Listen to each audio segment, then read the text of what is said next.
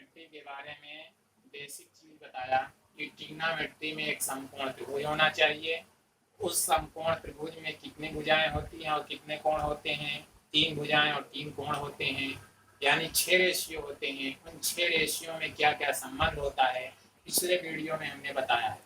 अब अगले वीडियो में हम इसी ट्रिग्नोमेट्री के अध्याय को शुरू करने चल रहे हैं। प्रश्नावली एक्सरसाइज 8.1 जो कि कक्षा 10 के सिलेबस में है। एक्सरसाइज 8.1 का आज पहला सवाल है और पहले सवाल के बारे में हम पर चर्चा करने चल रहे हैं। और सवाल कहता है सभी लोग अपने अपने किताबों को खोल लें और सवाल को ध्यानपूर्वक पढ़िए। जैसे जैसे सवाल कह रहा है वैसे वैसे हम करेंगे। कह रहा है त्रिभुज ए बी सी में जिसका कोण बी समकोण है।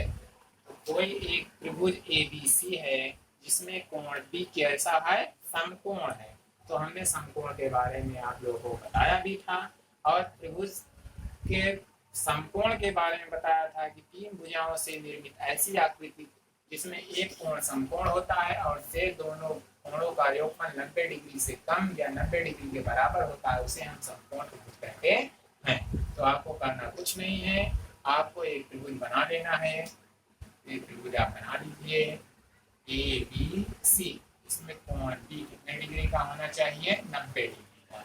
तो इसको 90 डिग्री मान लीजिए। अब त्रिभुज आपका ए बी सी होना चाहिए, तो इसको ए मान लीजिए, चाहे इसको ए मान लीजिए, चाहे इसको सी मान लीजिए, चाहे इसको सी मान लीजिए। चलो हम इसको ए मानते हैं, इसको बी मानते हैं और इसको सी मानते हैं। क्या कह रहा है?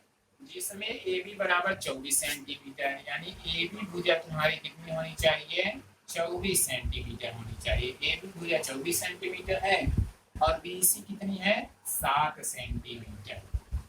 तो कह रहा है निम्नलिखित का मान ज्ञात कीजिए। किसके मान के बारे में कह रहा है? साइन ए के बारे में कह रहा है कि साइन ए तुम्हारा कितना होना चाहिए। साइन ए कितना होना चाहिए और कॉस ए कितना होना चाहिए? कॉस ए कितना होना चाहिए, इसी के बारे में वो पूछ रहा है। तो अभी हमने बताया था कि यहाँ पर साइन है, यहाँ पर ए जो ए होता है वह इसके मुखिया का नाम होता है। ए कहाँ पर लगा है? ए यहाँ पर है, तो इसके सामने थीटा मान लीजिए आप। ए के सामने आप थीटा मान लीजिए।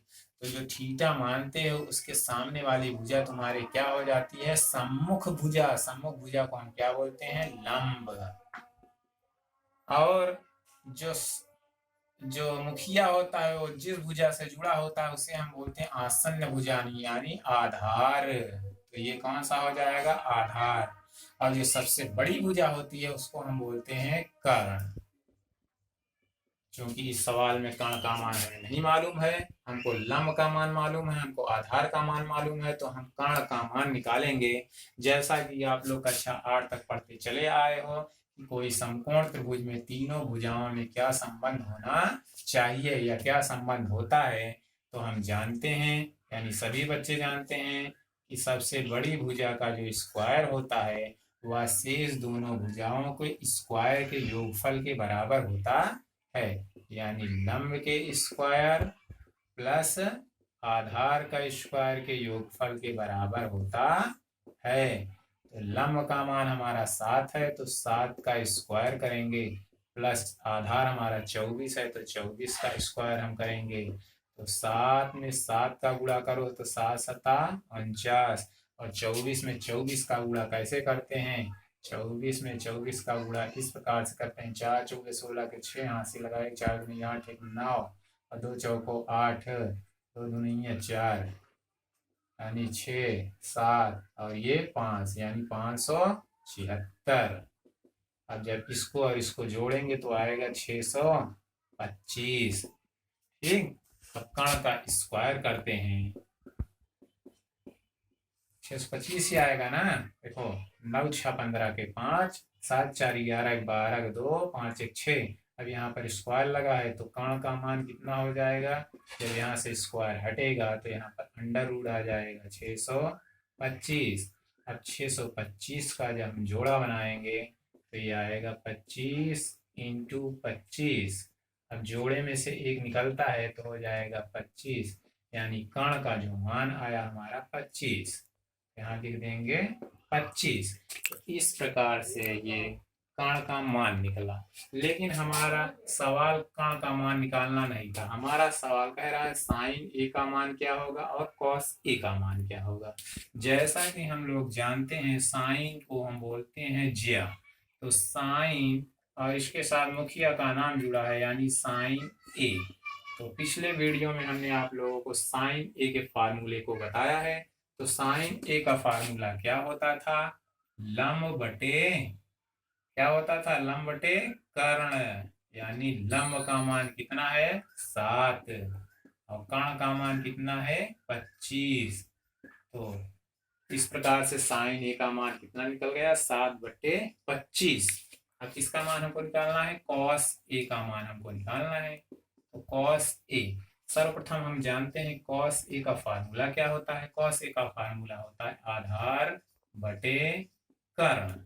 आधार का मान कितना है 24 और कर्ण का मान कितना निकाले हो 25। तो कॉस ए का मान निकल के कितना है 24/25। उसी प्रकार से हम tan ए का मान भी निकाल सकते हैं। tan ए का मान क्या हो जाएगा, लंब बटे आधार होता है, लंब बटे आधार यानी 7/24। उसी प्रकार से हम कॉसेक का मान निकाल सकते हैं।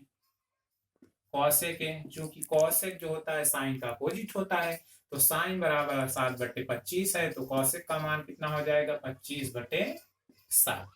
उसी प्रकार से हम सेक ए का मान निकाल सकते हैं।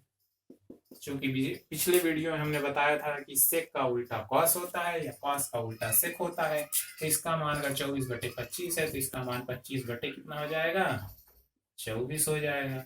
उसी प्रकार से हम कॉट का मान निकाल सकते हैं। तो कॉट ए बराबर, इसको उलटो 24/7 हो जाएगा।